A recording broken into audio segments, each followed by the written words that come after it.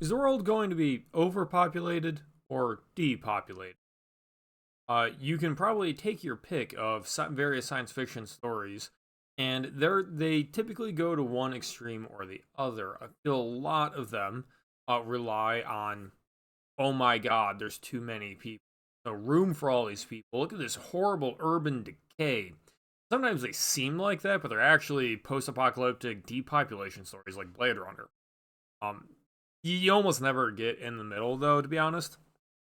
And I want to ask, which is actually better? Or maybe I should do a better category and say, is it better to be an underpopulated world that is growing or an overpopulated world that is decaying?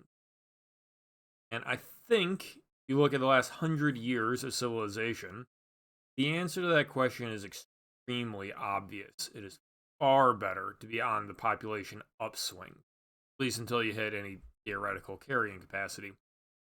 The best time to be alive, the happiest people ever were, the best prosperity there ever was, by all measures, apparently, was the boomers. It was right after World War II. It was that massive surge in population of baby boomers hit, and then they hit again with creating the millennial generation, and that went in tandem with some of the most remarkable technological improvements the world could ever conceive of, and in large respects, like we still haven't really done better than the automation that came, in the 60s, 70s, 80s. We just do things slightly better. If you look at a modern factory today, like the improvements are not as good as you. Uh, and yet, if you look around us, everything is getting. I, you don't need me to tell you. I'm just some guy on YouTube.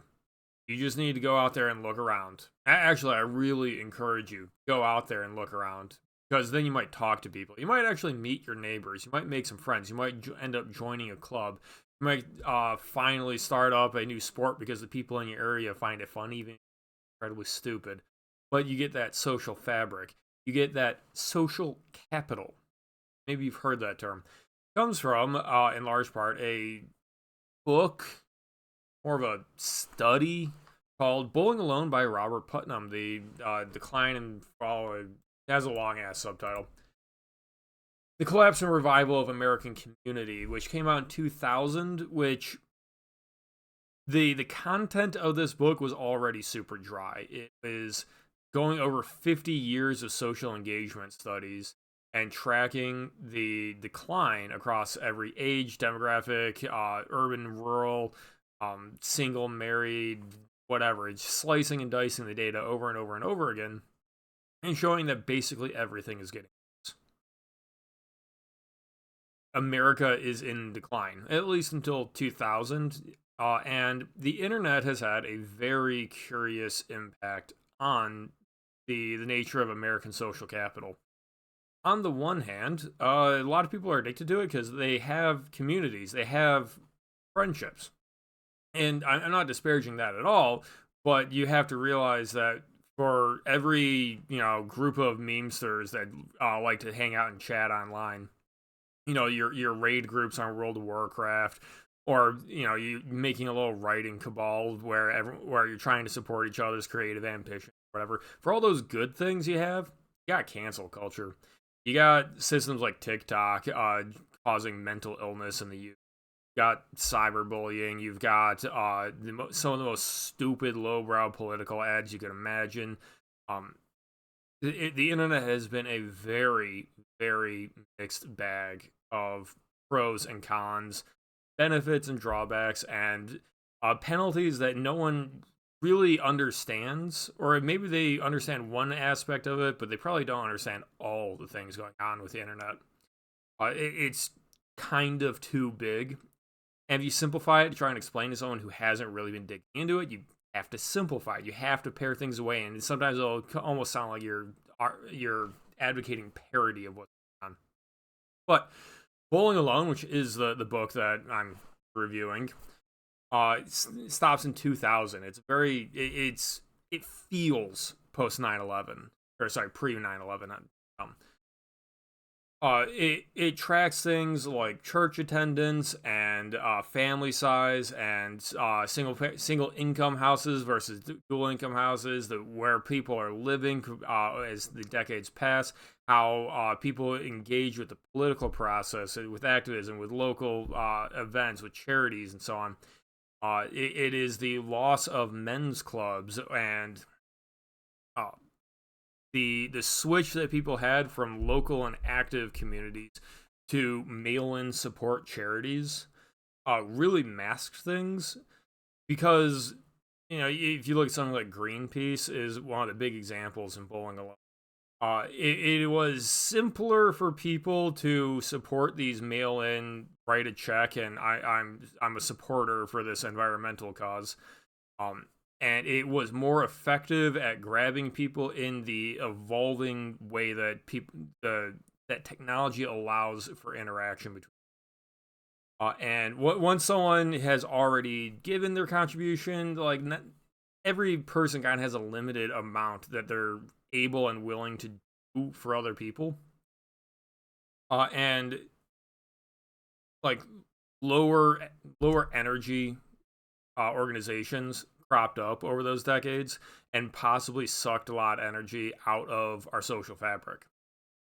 Uh, Unfortunately, there's not really a lot in way of like forward action with Bowling Alone. It styles itself as more of a descriptive analysis of this is the problem here. Let me prove that it's a problem. This is the changes. This is what's happening. And in the 23 years since, it's almost self-evident. Almost like if you just talk to average people, they don't go to church, don't go to clubs. What does the average person do nowadays? They sit at their home, they watch YouTube, they scroll through crap on Instagram, they're addicted to TikTok, they rewatch The Office on Netflix. And those are all solo activities, even if they can seem like they're social activities. Uh, Particularly like if you're engaging with memes and reposting it. If you're the guy that reposts the same meme to the meme channel 5 minutes later and gets a laugh out of that, and then makes a meme about reposting memes, like that's just qualitatively different from me and the five people down the road from me. We went out and had coffee and talked about the sports game. It's just different. You engage with people, and one of the drawbacks is according to Robert Putnam, as all of these things decrease, they draw down everything else as well. There is no single cause for the decay of American civilization. It's probably like 50 different things that piled on, and each one is just incrementally pulling everything down. And one of them is when people know their neighbors less, they're less involved in local politics. You're less involved in local politics, you're going to be less involved in state politics, and then you're going to be less involved in federal politics. I think that's fundamentally why people act like the president is the only election that matters, which is ridiculous. The president really does not have that much power, but all the movers and shakers of the American federal system, they're basically nameless. Can you name the mayor of your town if you're not in a major city? Have one? Can you name it? Can you name them? And so I don't have solutions here either. I'm not even sure I have the full diagnosis, because as I said, this book is 23 years old now. It doesn't include the internet. It doesn't even attempt to tackle questions like, is it a form of civic enrichment if you are the spelling guy on Wikipedia? You're the one that has made 500,000 spelling corrections across Wikipedia articles. I guess we want that guy, but how do you reconcile that? And then it gets into questions of like, how do we change society to enable more part-time work examples so that you can value activities that don't directly contribute to the GDP. Our government is clearly obsessed right now with the GDP. They have been obsessed with the gross domestic product for as long as I've been alive, and probably for as long as my parents have been alive. And that is why the almighty holy GDP is higher than ever, and it grows and it grows and it grows. And who cares about our national debt, because the GDP keeps going up. Bring in more people. Make everyone and their grandmothers and their children work so we can raise the GDP. You get what you measure, people. Now, let me try and pull this back because I don't recommend you read Bowling Alone. Honestly, you could probably find 1 hour summaries on YouTube that will go over the key and salient points and then cross compare them to more recent studies. You can probably pull it. That's fine if you really care about it. You can genuinely sum it up as people don't have friends anymore. There's recent studies where it's like 60% of men 25 and younger are single and not by choice. They're unable to get a meaningful relationship at the moment, or unwilling. Because you could say that there's cultural problems right now with the dating scene. There are legal problems with the marriage scene. There are problems right now. I talk about this with my friends all the time, where the traditional way of boy meets girl, and obviously vice versa, is you're supposed to be introduced by a common friend. You should meet in a social group where you have context to your relationship. You have ties to each other through other structures and friend groups and events and you name it.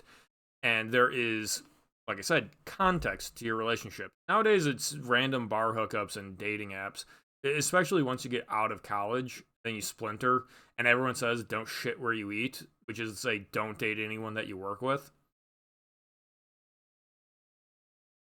Especially after COVID, no one has a frickin' friend group. Or at least they don't have friend groups like they had when they were in college. If you're looking at friends of friends, that circle of connections that you can actually physically get to, because you have to rule out internet friends. Because if you're chatting with 15 people that you met about some niche topic, like you're, I don't know, a fan group for customizing Honda Civics, you're probably at the closest 500 miles away from the closest person to you in that group. So if you look at the people that you're physically close to and the people that they're physically close to, you probably have 1% the reach that your parents had in their social network. And that's a disaster socially, but I'm supposed to be a literature conversation channel, not a social decay doomerism black pill. So let me try and cheer things up, basically, which is I read the book. The reason I read it, and I don't recommend it for you, is I did it for study because I write cyberpunk. And one of the big conceits with cyberpunk is the social decay, the over-urbanization, the collapse of social trust, and the rise of gangs and oppressive governments, the disassociation between man and machine and technology, and the ways that your online persona can become the real you. And there's lots of themes like that. And I felt it was imperative to try and give more depth to the stories I'm writing, that I started putting in some brain power and doing the legwork on what is actually happening to us as technology is currently progressing. What is happening currently in society and what is driving it. And just to give a small rant, one of the big changes that has happened over the years is the reduction in family size. Go back to the 40s, it would be like 4 and 5 kids per family. You look at today, maybe 1 kid and a cat. And your family, your siblings, were traditionally the entire freaking core of your social network. Because you would do things with your family. You would meet the friends of your family. You would meet the friends of your friend, the friends of your family, and so on. You would see each other at church. You would see each other at your local pickleball club or whatever, you name it. And as you get less family, you get less of those connections. You get less investment in the people around you, and that's how you start ending up with people that like, they just hunker down in their basement. They work a remote job, and they don't know any of their neighbors. You name it. They get disassociated from politics, and then everything just gets out of control with like rampant corruption in the police, for example. I'm just throwing some things out there. And when I'm fleshing out the setting here, which is not really supposed to be a dystopia.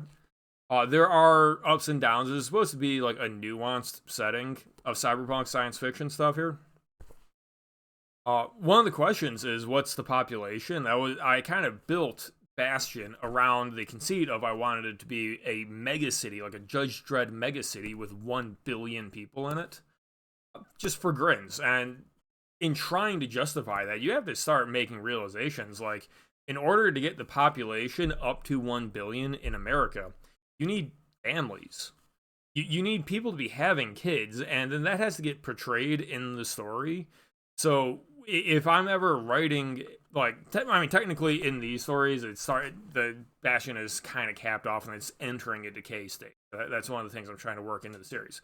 But when I write characters, I need to keep in mind that each of them probably has 2 or 3, maybe 4 siblings that they grew up with. I need to keep in mind things like when you join the military service, it's men and women get drafted in this setting, and everyone is fully aware that during your service, that's when you're supposed to hook up and link up and get married. That's part of the setting, because if people aren't having kids young, they're not going to be having 5 kids in a family, which means you can't have a population growth. And if I've already declared that population growth, then I need to be explaining that people are behaving in the way that mathematically allows that to happen.